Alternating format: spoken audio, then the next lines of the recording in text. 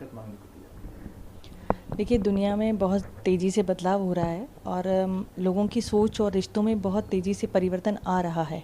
वो हमें यहाँ शायद समाज में बैठ के नहीं महसूस होता, लेकिन जहाँ पर हमारा कार्यस्थल है, वहाँ जब हम बैठते हैं और पति पत्नी के विवाद जो बहुत विचित्र तरीके के हमारे सामने आते हैं तो पता चलता है। आज एक ऐसा ही प्रकरण मेरे सामने आया जिसमें पति पत्नी की शादी को लगभग 8 साल हुए हैं, 7 साल का उनका बेटा है और पिछले 4 वर्ष से वो दोनों अलग रह रहे हैं। अलग रहने का कारण है कि पति को कैंसर हो गया था। कैंसर होने के कारण पत्नी जो है बहुत समय तक सेवा नहीं कर पाई और दोनों के बीच में काफ़ी झगड़ा हुआ। तो पत्नी उसी घर में रह रही है जो पति के नाम पर है, बेटे के साथ, और पति जो है वो घर छोड़कर अपने पिता के घर चला गया। लास्ट 3 साल से उन दोनों के बीच में काफ़ी विवाद हैं। तो ऐसी स्थिति में जब पति जो है कैंसर पीड़ित है, उसके बाद पत्नी ने न्यायालय में भरण पोषण का केस दायर किया।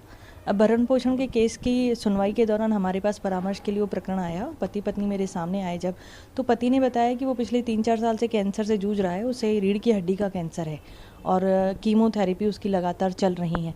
ऐसी स्थिति में वो कोई आय अर्जित नहीं कर पा रहा है और पत्नी का ये कहना था कि मुझे तो चाहिए, क्योंकि तुमने मुझे बच्चे के साथ अकेला छोड़ दिया तो मेरी जवाबदारी तुम्हारी है। हालांकि जिस तरह से पत्नी का व्यवहार है या कुछ, तो वो आय तो अर्जित करती है, किसी जगह पे कार्य करती है, बच्चे की पढ़ाई भी करवा रही है। अब पति का ये कहना था कि जो भी भरण पोषण के जो अन्य केस हैं, आप केस समाप्त कर दीजिए और मेरा जो मकान है वो मैं बेटे के नाम पे नामांतरण कर देता हूँ। इस पर पत्नी संतुष्ट नहीं है। उसे ये कहना है कि बच्चे के नाम पे फिक्स डिपॉजिट के लिए आप 2 लाख रुपए दीजिए। जो पति सक्षम ही नहीं है, पिछले 4 साल से कैंसर से जूझ रहा है, वो देने में असमर्थ है। इस पर जब उसने पत्नी से कहा कि मैं नहीं दे पाऊँगा तो तुम क्या चाहती हो कि मैं कैसे करूँ, खुद को बेच दूँ? पत्नी ने कहा नहीं, खुद को मत बेचो, किडनी बेच दो अपनी।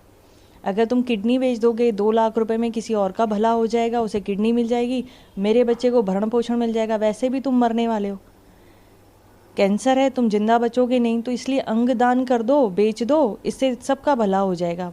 मरने से पहले कुछ लोगों का भला कर दो।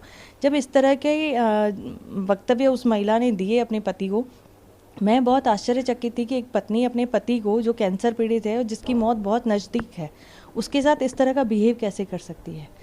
या हम एक संवेदनहीनता एक हद तक सोच सकते हैं, लेकिन जो व्यक्ति मरने वाला है उसे हम एकदम से कह दें कि जाओ, तुम्हारे मौत के लिए ये रास्ता ज़्यादा सरल है और इस तरह से करके और सबको भला करके जाओ।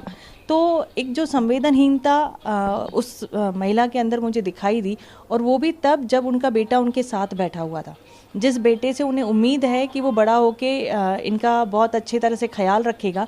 तो जो बेटा आज 8 साल की उम्र में अपनी माँ को इस तरह से अपने पिता के साथ बातचीत करते हुए, डील करते हुए देख रहा है, क्या उस बच्चे की मानसिकता पर इन सब बातों का प्रभाव नहीं पड़ेगा? तो अगर मान लीजिए कि भरण पोषण बहुत ज़रूरी है, अगर मैंने उससे ये भी सवाल किया कि मान लीजिए इसे कैंसर है और ये मर गया, उसके बाद भरण पोषण आपको कौन देगा? बोले फिर मेरे मन को संतोष मिल जाएगा कि ये मर गया, लेकिन जब तक जिंदा है मैं प्रकरण वापस नहीं लूँगी और इसे किसी भी हालत में, चाहे खुद को बेचे, चाहे अपने अंग बेचे, लेकिन इसे मुझे भरण पोषण देना पड़ेगा। तो इस तरह की जो सोच, इस तरह की जो संवेदनहीनता हमारे सामने आती है, वो कभी कभी हमें भी सोचने पर मजबूर कर देती है। क्या वाकई में हमारा समाज इतनी तेज़ी से परिवर्तित हो रहा है? क्या वाकई हमें रिश्तों पर इतना भरोसा करना चाहिए? क्या वाकई हमारी संस्कृति लुप्त होती जा रही है, जिसके भरोसे पर, जिस विश्वास पर ये सनातन धर्म चलता है?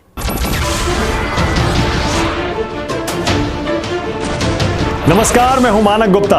अगर आपको हमारा ये वीडियो पसंद आया हो तो इसे लाइक और शेयर जरूर करें, और हाँ, हमें सब्सक्राइब और फॉलो करना ना भूलें, ताकि आप देश और दुनिया की कोई खबर मिस ना करें।